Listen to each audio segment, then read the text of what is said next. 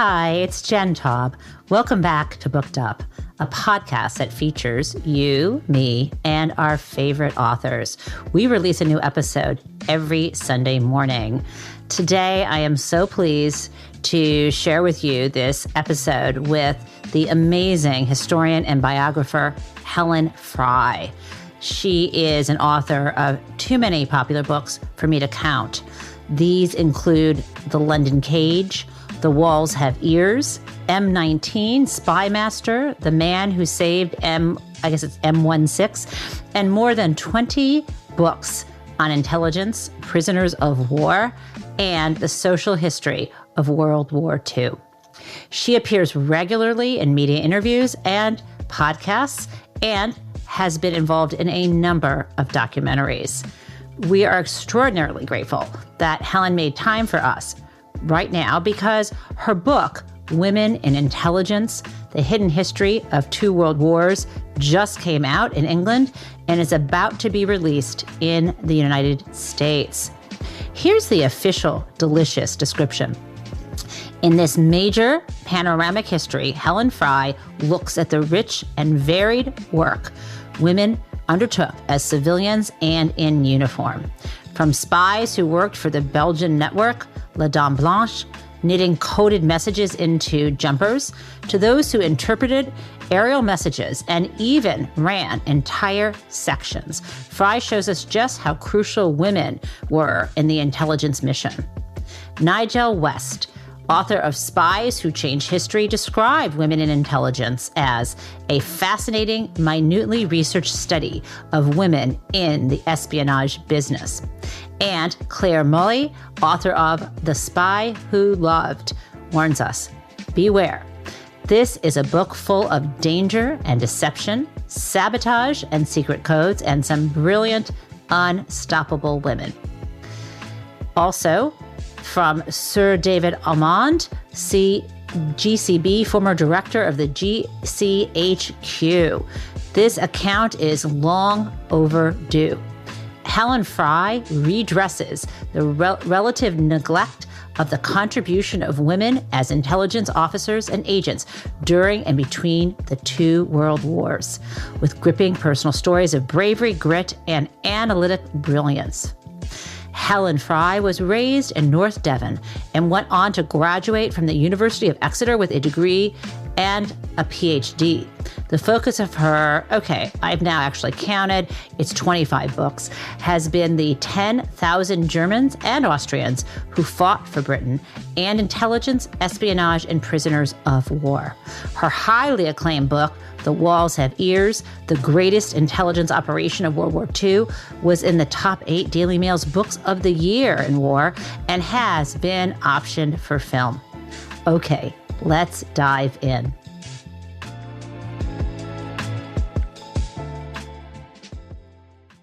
Hello, Helen. How are you? I'm great. It's great to be joining you.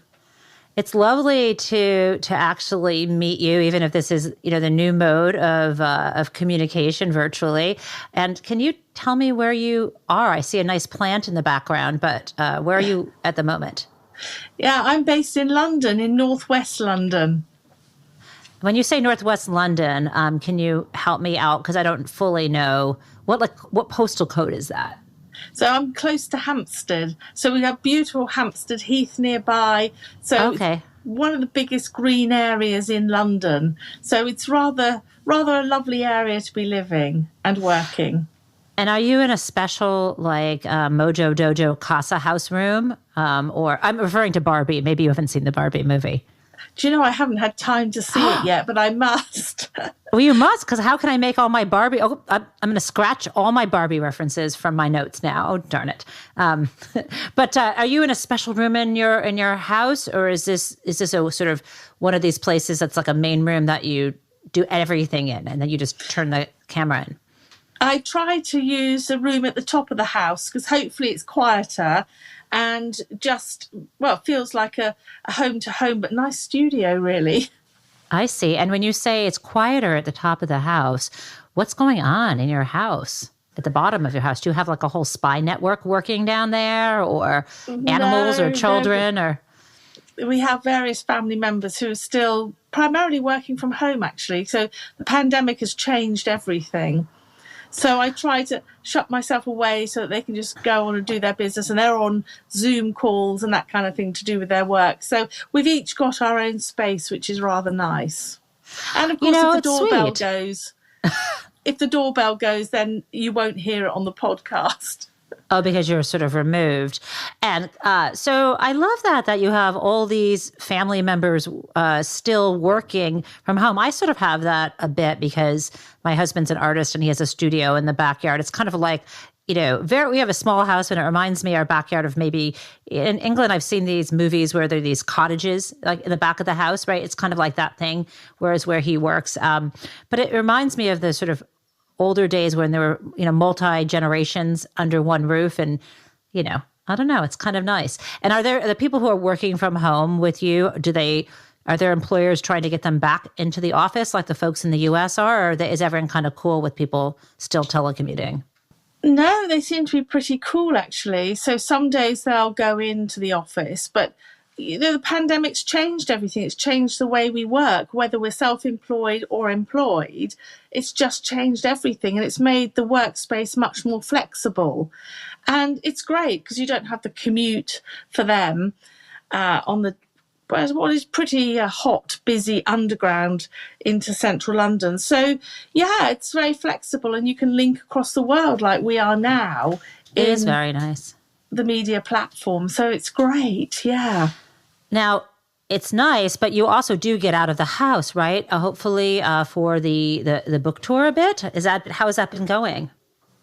Yeah, so it's been very, very busy at my end. I've been to a number of literary and history festivals, which I love because you can connect to the audience in a live forum and connect to audiences like we are now. I think it's really important to share the history, to make it accessible. And then, sometimes people will come out of the woodwork and they will start to share stories of their family that perhaps have some link to the subject that I've written about. And I always find those talks and festivals really rewarding. So I talk to a lot of groups all the way around the M25, which is a major arterial road all the way around London. Mm-hmm. Well, it's not really a road, it's a motorway. So any groups around there, I interact, and I do a little bit of documentary work now and again. So it's very mixed and varied, and media interviews. So it's been very, very busy in the last couple of weeks since the book's been out. I love this. I want to hear a little more about the one-on-ones. Is it sort of you give a talk and then afterward people come up with you, or is someone interviewing? How do they get to have an opportunity to share with you their family stories? Oh, usually it can be an audience, a group, a specific group. A small group? Oh, I see. Yeah. So it could be a history group. It could be retired people. It could be the Women's Institute. We've got a national organisation called the National Trust, which is interested in a lot of old stately homes. But they also have groups that meet to talk about history. So they'll have a key speaker. And I'm invited to groups like that. Sometimes they have a lunch as well, which is rather nice and makes it a bit more informal. So I can get anything from 60 to 80 people, 100 people, and the larger groups up to 300. And always people like to come up afterwards. Sometimes they like a signed copy of the book that I've spoken about. But that interaction is really nice. And sometimes they've got questions, but occasionally they might bring a photograph of what a member of their family, like their mother or their uncle, and they'll say, this is what Uncle so-and-so did. And it's really great because that can give you new leads for all kinds of projects that you're working on. I love that too, because it's sort of a web of history. I know that you tend to, you're focusing on, and which is the nature of making history popular. You're choosing different people, characters to bring to life, but there are many people and we're all connected to this. And I think it's really nice when not only you learn from these folks, but they can see their family member as part of this more important story of history. You're coming to the US, I hope? I hope so. I have no plans at the moment. I haven't had an invitation. Oh, I think we've got to figure this out. If I get an invitation, I'd love to. I was last in the States in 2019, and I love coming to America. of course, the world changed shortly after 2019. For most, couldn't travel. We were grounded for so long.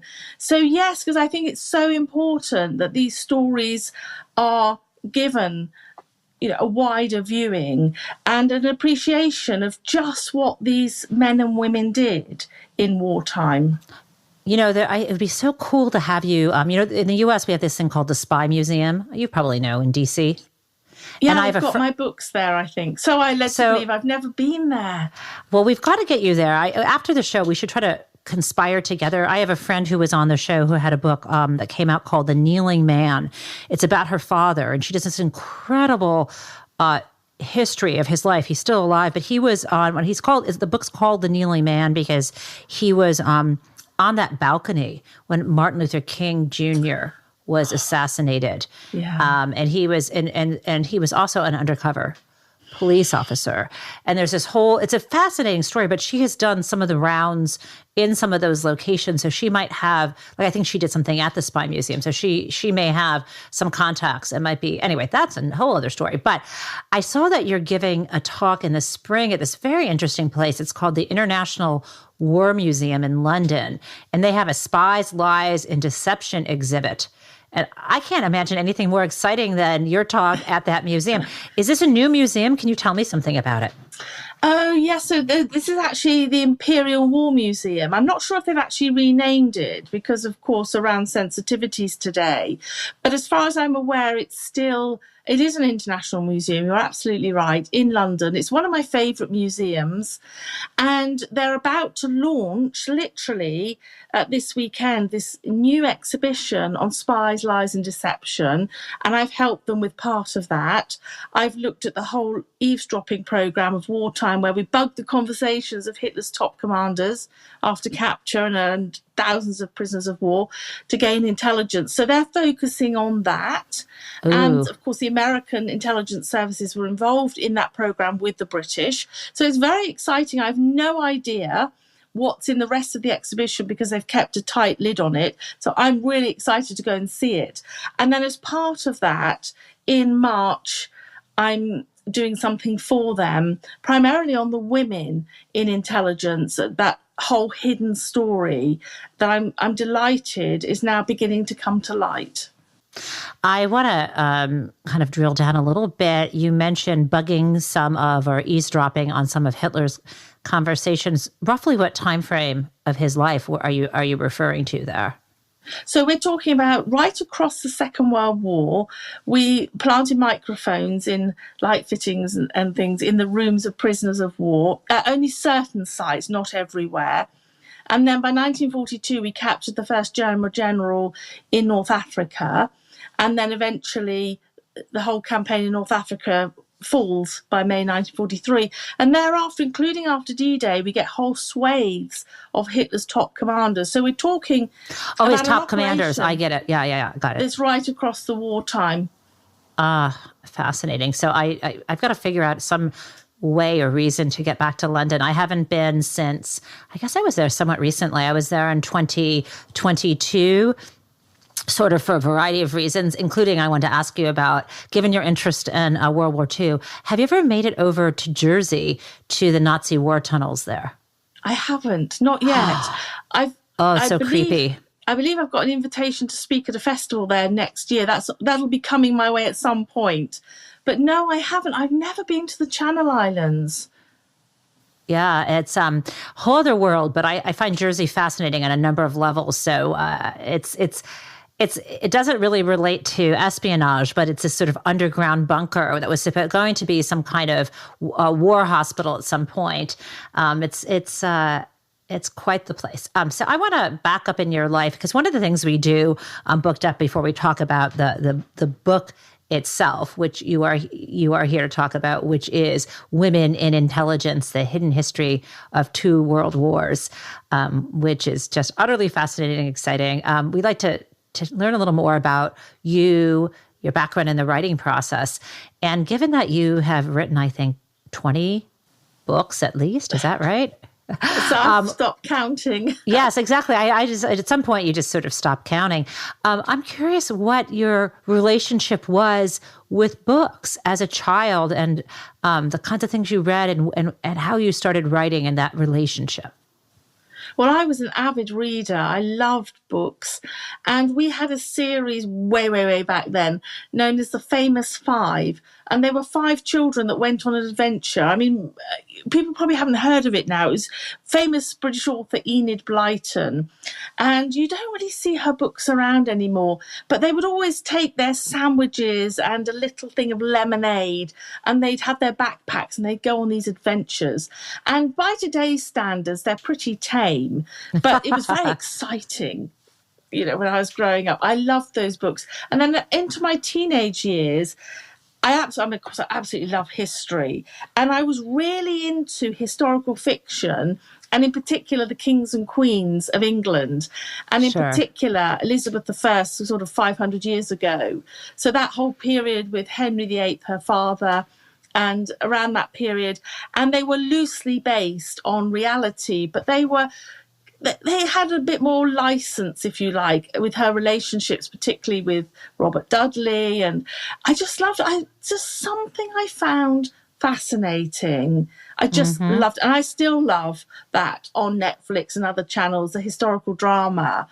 And then sort of moving in to more recent history, I suppose I never always thought that I would necessarily write a book. That came when I was doing my PhD, when I just love research, love the writing, but I've moved, as you'll see from the books that I've been writing recently, moved away from a purely academic field to making the history popular. But I'm not a journalist. I can't write in that very brilliant story form like that, but nevertheless, I am told that I still managed to write a page turner. So I hope that's true. It is true. You absolutely write a page turner, and I'm going to rewind a couple, figuratively to what you just said about Elizabeth I. I learned from your book, from Women in Intelligence, that Elizabeth was the first monarch, you say, to have a secret service. Is that right? And she had these. She was an innovator in so many ways. We had a guest on the show, my dear friend, who's a English professor, Linda Charnas, and I during COVID, I took a graduate level course with her called Shakespeare and Political Spectacle, which was a fantastic course. I had been an English major as in undergrad, and I truly miss the intersection between, especially that era, between literature and history. But I hadn't known until I read your book, this story about Elizabeth. Can you share a little bit about that? Yeah, it's really extraordinary because we have a stately home outside London, about 30 kilometres north of London, called Hatfield House. And in that house is this enormous portrait of Queen Elizabeth I in all her splendour. And if you look closely at her dress, the pattern on her dress, they are eyes and ears. They are real. I mean, they're not just figurative. They look like real eyes and ears. And for me, that's fascinating because it tells us she is making a statement. She actually wore this dress. She is making a statement. She is the spy mistress. And under a man called Walsingham, Francis Walsingham, she actually sets up this sort of spy network. It's not formalized in the same way we know of the intelligence services today, but nevertheless, he was using networks. He's through trade, through students studying abroad. It's really clear they're opening people's mail to check if there's any subversion, any plots to kill the Queen, which of course they did uncover. Of course. And that unfortunate Mary Queen of Scots lost her head as a result of it. So yeah, I think that's fascinating that 500 years ago. That was the way of getting rid of your enemies back in the day. Yeah, Tower of London or some other castle and off with their head. Yeah, pretty gruesome. Man. Way it is to, pretty gruesome. Die. It is. It's terrible. And yet it's interesting that the vehicle for her doing that, I mean, she understood the risk to her leadership, not just her own leadership, but to the, to the her whole line, how to try to preserve that sort of, divine right of kings. It's kind of astonishing how we still to this day have this connection in the UK to that same line. Something you try, as you mentioned, maybe there's a little whitewashing and renaming a museum to take out the word imperial, but it's all still there. So you think that, I mean, you're an avid reader, but only the writing piece. I think it's interesting that you decided to pivot from what you call more purely academic writing to writing popular books. Is that because you just felt like it, or there was something sort of political or cultural in your desire to reach a general audience? I mean, what was your thinking behind that? Well, as a result of the sort of early books coming out and giving the talks, people love this history. And I began to realise that just how popular and enjoyable history can be. And people would often say to me, "Oh my goodness, I wish you were our history teacher at school. You've made history so interesting." And, for me, that's my journey, if you like. There is a place for history across the spectrum, including academic, of course. Yes. But I realised that the contributions of many of the veterans that I'd written about, the war veterans of the Second World War, their stories deserve a broader audience. And that's what I decided to do, was to have that broader reach. But for those that want to look up, because a lot of my research is new and original, people will think, yes, never read this before. So it could be challenged. So I still have the footnotes for academics to follow up. But my style, I hope, is readable to reach out to the average person. Yeah, I try to. I don't have a PhD like you, but I do try. My first academic book was with Yale Press, although it was for the as in your case, sort of the trade press side of the house, and it was called Other People's Houses, and it was about the 2008 financial crisis. But there's like 40 pages of endnotes in it, and it is. And the second book I did though with Viking, I keep moving sort of more into the public sphere, although it had a lot of endnotes. It was written in more, I think, maybe journalistic style, more accessible. I don't know what's going to happen. I'm, as my listeners know, I'm writing a book. I finally just turned in the manuscript called Taxation Nation, about the history of tax policy in the United States, which sounds like it could be the most tedious thing in the world, but I'm hoping that it's a page turner, despite, and I try to take the things like about involving, I always call it follow the money, either monetary policy or banking history or white collar crime or, derivatives behind the global financial meltdown, and make it accessible, make it interesting, and make it tied around people's lives. And I have no idea, honestly, Helen, why I bother to do this. And I love to do it. I don't even know why. And I think maybe it's because you talk about the feedback that you get. I think it's because when people say to me, I finally understood that, and I'm just like, well, everybody should understand everything. How can we have a functioning democracy? How can we have a world where we're trying to share this planet and these resources and try not to repeat the mistakes of history if we don't have access to that? And, I don't know how to exist other than to explain things, I guess.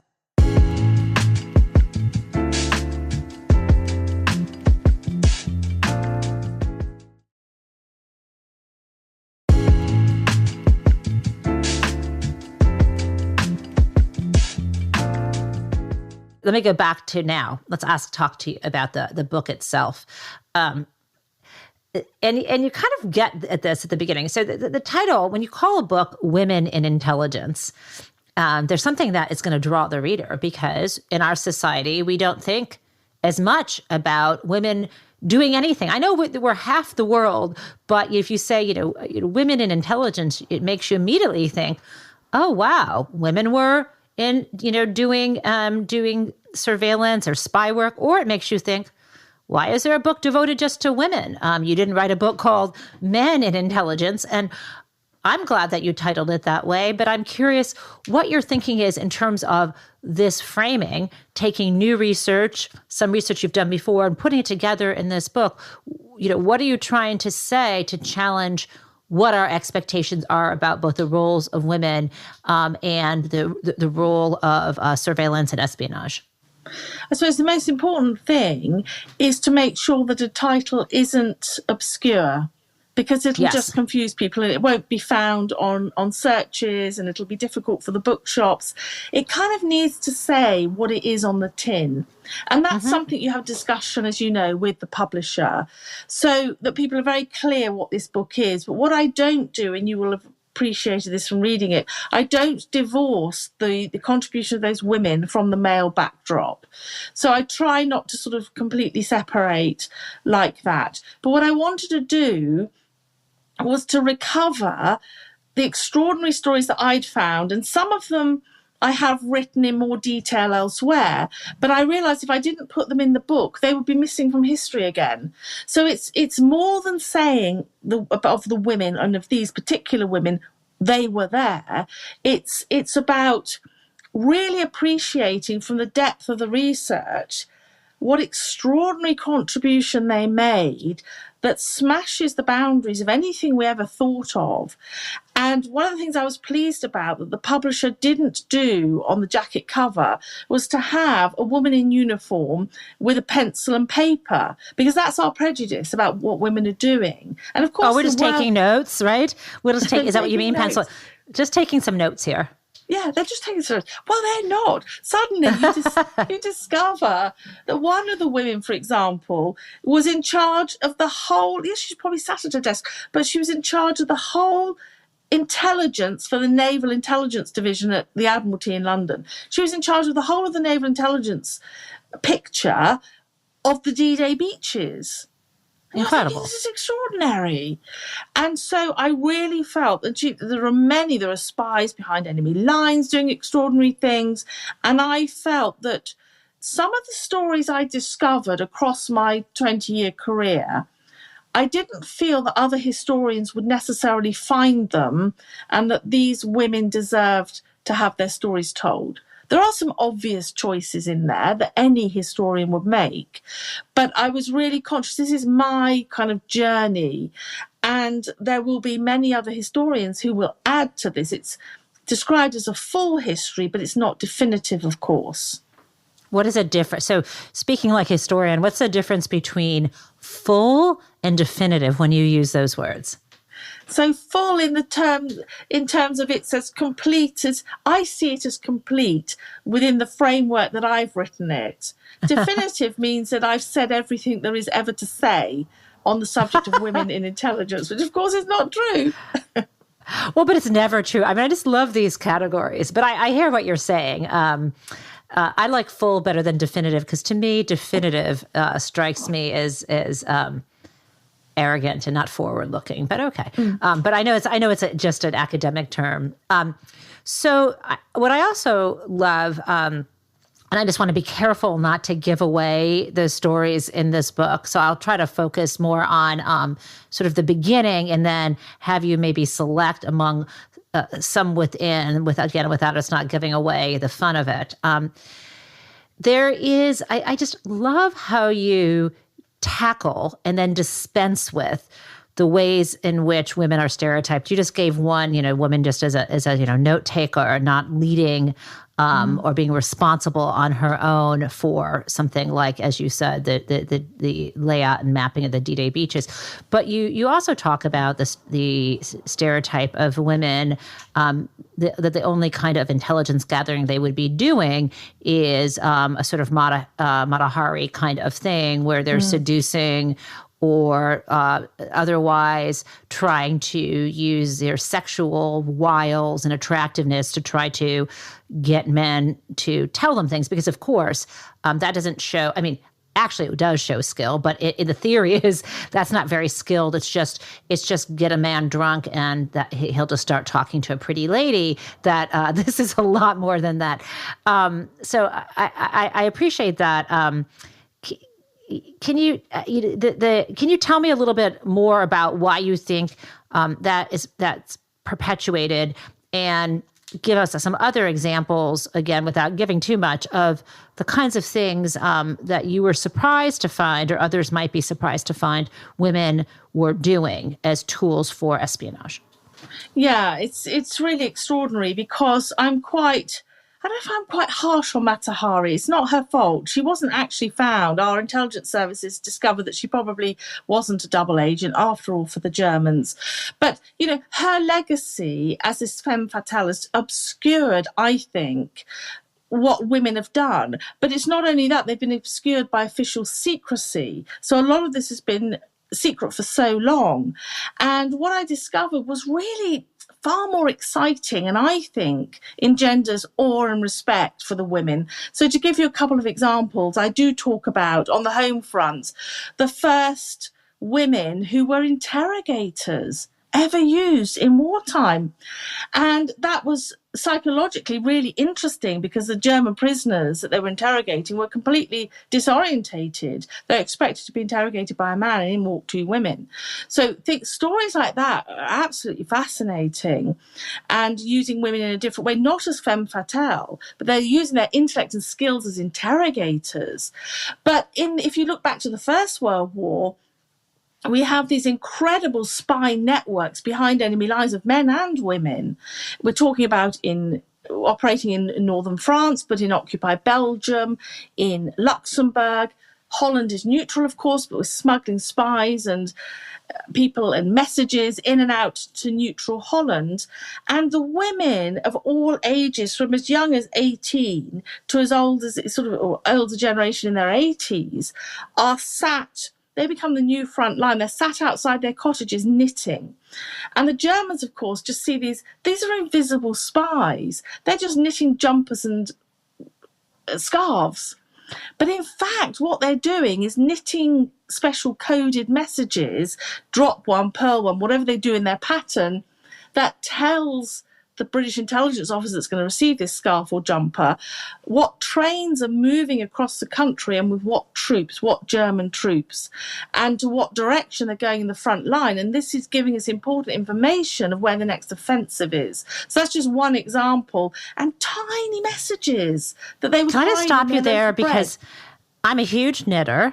And I just have to translate for an American audience. The word jumper is British English. I think that in the US, don't we say sweater? Is that the word we would use? Yes, that's right, a sweater. And also, are these people in Germany illiterate? Had they not read, Charles Dickens? Is there not, Madame Defarge? Yeah. Okay, and her sinister knitting. I mean, she ended up, about the French Revolution. So, I mean, this seems like, I guess this was something, did these undercover women who are knitting take it from Charles Dickens, or do you think it was something always done to use knitting to encode in the pattern messages? Perhaps it's an obvious one, but it wasn't the only one. So they would cycle around enemy territory, and in the Second World War, hiding tiny messages in their bread basket. Yes. And what I find fascinating is the fact that they're invisible, because the Germans believed that, well, if you're a woman, you're at home, you're baking, you're doing whatever you're doing. And then if you're cycling around the countryside, you're obviously going to the baker's, or you're going to the shop, or you're going to see a relative. They don't think that you're actually going to be involved in espionage. And I just think that's fascinating that these women literally, I do title one section Invisible Spies, because they are. Yes. Invisible. That's that whole preconception that they can't be spies because they're not glamorous, they're not seducing German officers.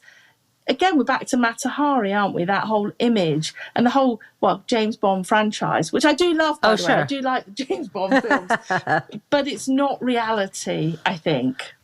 I love that, though, too, because this is a lot. It's about gender, but it's also about status in terms of who's visible and who's not. And the way, I used to, when I was in college, because I had to earn my spending money, I would wait tables for, it was called special functions. So they were the banquets that they would have for different events. And, I was a student at a prestigious university, and the people there who are going to, I don't know if they're alumni or they're fancy people, they don't even think for a second the person waiting on them might actually be listening to what they're saying. And I always appreciated the university president obviously knew that we were students and would always look up and thank us whenever we served them or poured water into their glass. But the kinds of things that you can hear when people don't consider you anything other than a functionary for them is just astonishing. And I do love that. It's when I was I'm sure you probably appreciated this as a child as well, but as little as age 3, I remember sitting in the corner, sitting in the edge of the room and listening to the adults. I wasn't entirely all that interested in playing with the other children because you could just sit there quietly in color and they think you have no idea. That's how I got all my information, eavesdropping. And I wonder, you mentioned some books that you read as a child. Are you familiar with the American young adult author who's now long passed? Her name was Louise Fitzhugh. No, I haven't read her things. No. So she wrote the books Harriet the Spy. It's a young, you'd be interested in this. So her first book, I think, was Harriet the Spy, about a young, 12-year-old girl living in New York City and liked to think of herself as a spy and go out on adventures. And she was famous for, in the book, she liked to eat tomato sandwiches. And anyway, so that was the first book, and I just loved it. She would keep a little notebook. And a lot of my friends who became writers were all big fans of her because they liked keeping notebooks or diaries. Yes. And there was the sequel that most people didn't know about was called The Long Secret. And it was her friend Janie and she, I guess on the East Coast of America, sometimes people summer in places, maybe it was summering in Fire Island or somewhere on Long Island, and that, because they were New Yorkers. And there was some mystery going on, they were trying to unpack. And I just adored these books. And I think there's something interesting about the intersection, as we're talking about this, between being curious and then also the difference between curiosity and listening in on something that no one else knows that you're noticing. And I wonder if if that's something can I ask, have you ever been in intelligence yourself? Intelligence services? Myself, no, I've never been in intelligence. I've accidentally fallen into this because I started by telling the story of German Jewish refugees that had fled Germany and Austria, come to Britain, and they'd enlisted in the British forces. And there's a parallel story of refugees joining the American forces. And by the middle of the war in the UK, they were actually taken up for intelligence. A lot of them, not all of them. Some were fighting on the front line eventually. But that's how I got involved in this. Oh, interesting. So I accidentally fell in. Oh, I'm Jewish myself, but I don't know what happened to most of my family came to America at the end of the 19th century, some of the early 20th. And I have there's this way that some people I know of their extended relatives who perished. I think I came from the kind of family where no one ever talked about it. I mean, they talked about the Nazis and they talked about Hitler and the concentration camps, but my parents said, oh, no, we had no relatives there. And I'm like, that can't be. I think that's what they told the child, at the time. So some of them escaped to England and joined the intelligence service. That's so interesting.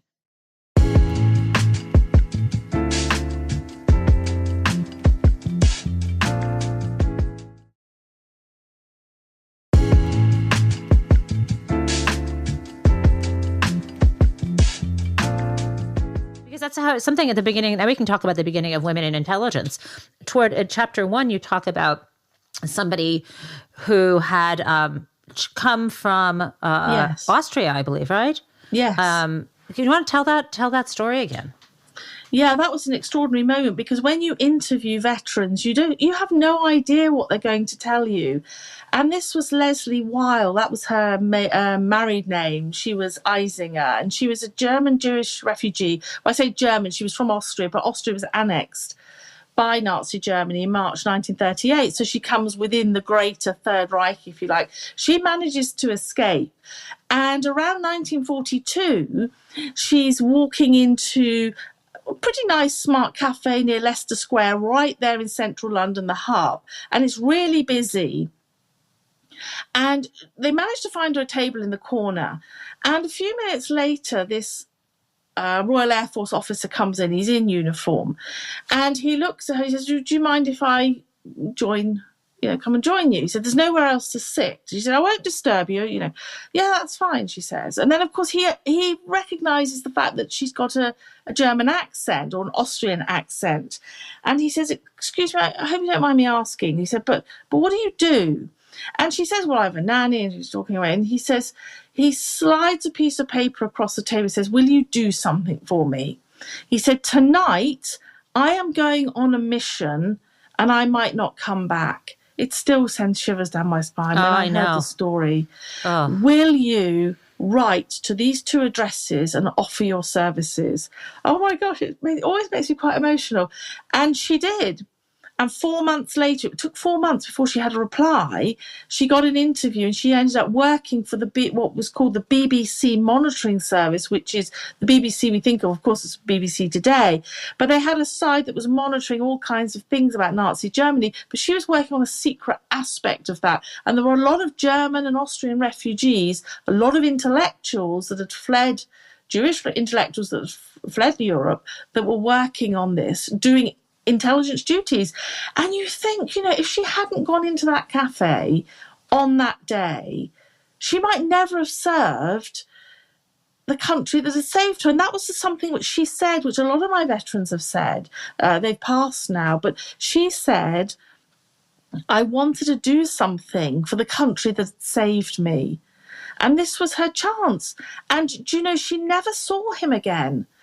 And she never knew his name, never knew if he survived his mission, whether he lived to old age or whether he died in action. I mean, how did you interviewed her when she was 100 years old. Yeah. How did you come upon her?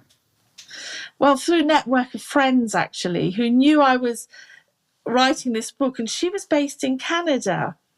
So I do a podcast with a Canadian group, and she sometimes listens to it. And the lady that set up the podcast said, you need to speak to Leslie. And thank goodness I did, because she passed last year. Aww. Yeah. So we've got I'm trying to imagine. I mean, that's incredible to keep that alive. I'm trying to imagine that moment in the cafe and what was going through the Royal Air Force officers. I mean, I'm saying it wrong. What is it? You said that. What is the acronym? RAF. Right, Royal Air Force. I'm sorry, the Royal Air Force officer. Yeah. And whether, had he not been going off on a mission, whether he would have said, let me introduce you to some folks in person. I'm trying to understand why he would give her the envelopes and the addresses and tell her to offer her services. I mean, would he have facilitated that, but suddenly he had to go off on this mission? I mean, or maybe they would have. I'm just trying to imagine what the alternative was, because I think the reason why it's so compelling and why she probably felt not just to serve the country that had taken her in, but she'd promised someone who was possibly sacrificing his own life to do something, that makes it more imperative on you to take this leap. Yes. So she never knew what his mission was. And there's just the urgency. I'm going on this mission. And he understands that they need fluent German speakers, that if she offers herself for some kind of intelligence work, he doesn't know if she's going to be accepted or not.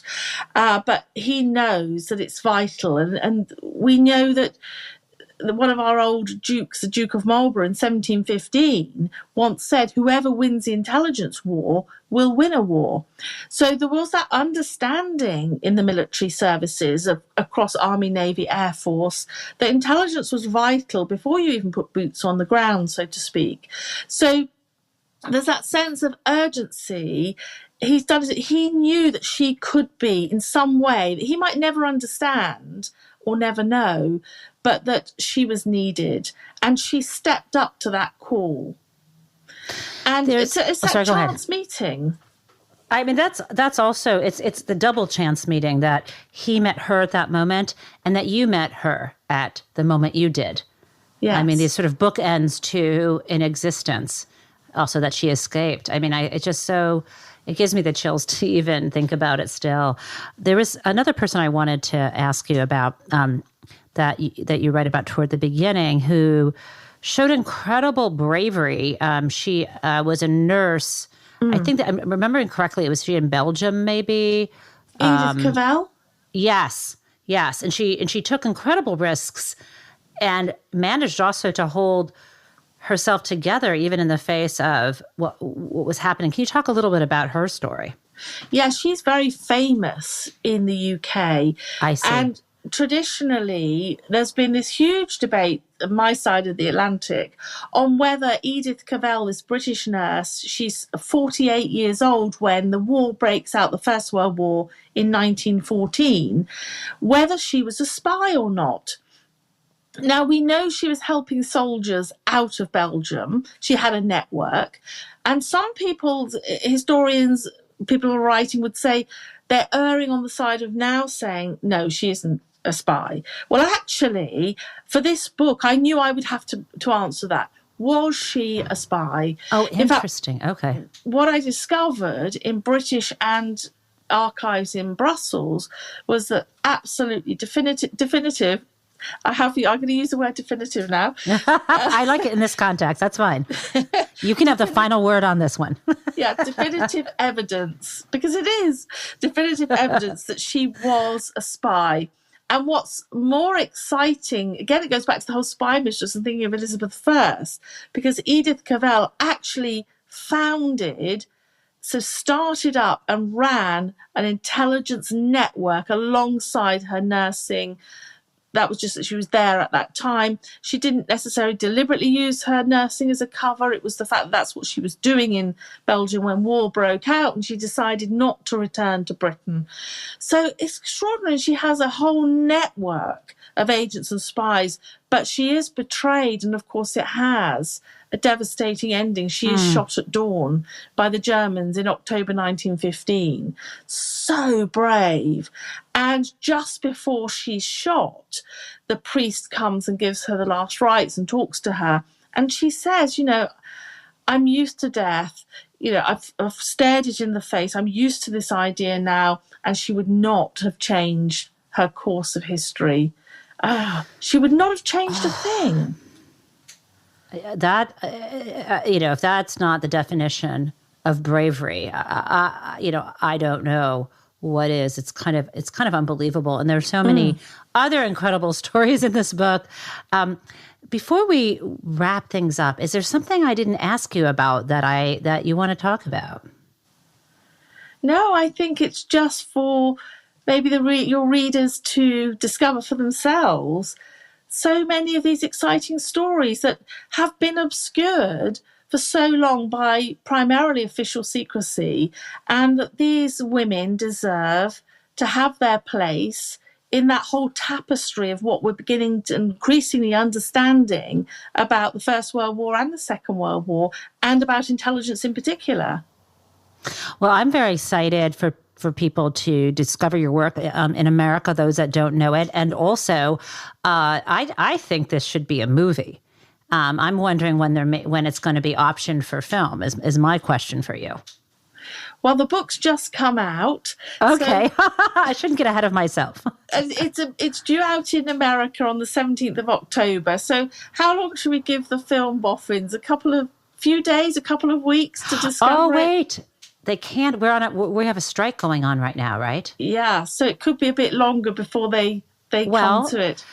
The strike might be settled. You and I are speaking on Friday, the 22nd of September, and I understand that the Guild is in serious talks with the different motion picture studios. So if the stars align, I would just love to see this in film.